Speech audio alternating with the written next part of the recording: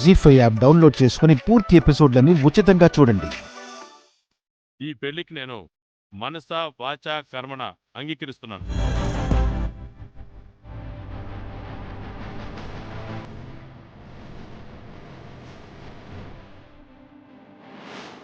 నిజం సత్యమా అవుతా?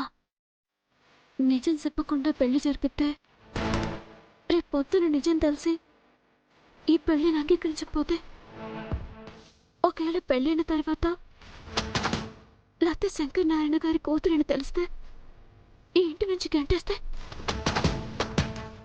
ఈ పెళ్లి చేయలేదు అంటే లేదు, తప్పు ఒప్పు నిజం చెప్పేయాలి.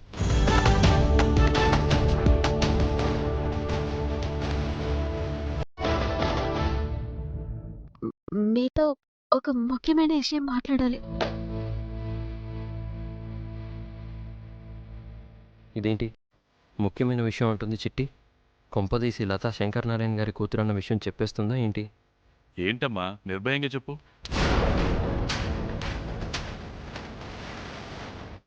అది ఈ లత ఎవరో కాదండి.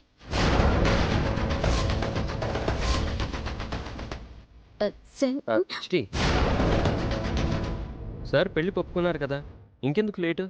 వెళ్ళి మా అమ్మతో మాట్లాడి పెళ్ళికి ఏర్పాట్లు చేద్దాం పద.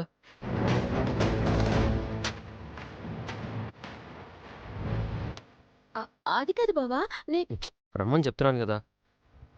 Thank you sir, thank you very much. ఉంటాను మేడం. పద లత, పద. వస్తామండి. మంచిది.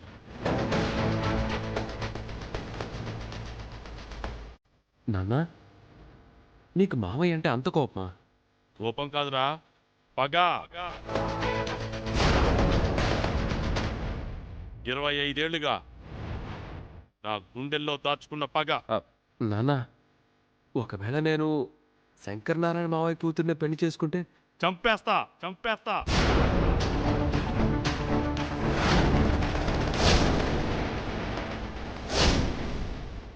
నిన్ను చంపేస్తా, నీ పెళ్ళాన్ని చంపేస్తా.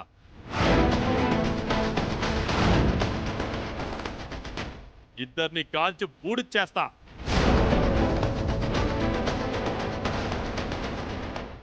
ఏమండి, ఏంటా మాటలు? గతంలో జరిగినవన్నీ నువ్వు మర్చిపోయి ఉండొచ్చు మనసా, కానీ ఆ గతం నన్ను వెంటాడుతూనే ఉంది. ఇప్పటికీ నా రక్తం మరిగిపోతూనే ఉంది.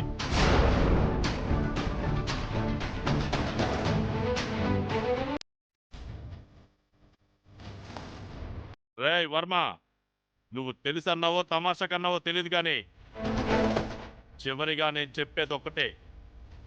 ఆ శంకర్ నారాయణ కూతురు గనక ఈ ఇంటి కోడలిగా అడుగు పెడితే ఒకటి నిన్నేనా చంపుతా, లేదా నేనైనా చస్తా, అంతే.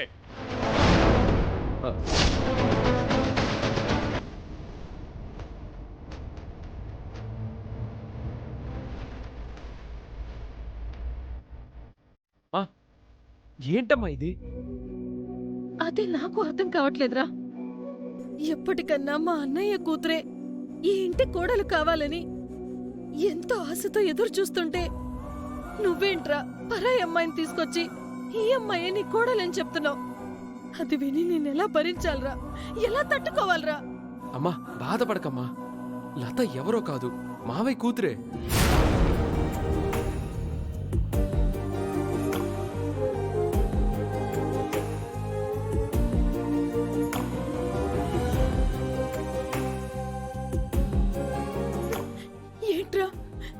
ఏంట్రా నువ్వనేది?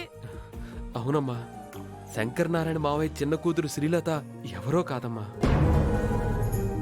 20 ఏళ్లగా కాంతమ్మ గారి దగ్గర పెరిగిన ఈ శ్రీలతే శంకర్ నారాయణ మావయ్య కూతురమ్మా. నువ్వు చెప్పేది నిజమా? అవునమ్మా. జీ5 యాప్ డౌన్లోడ్ చేసి అన్ని ఎపిసోడ్స్ పూర్తి ఉచితంగా చూడండి.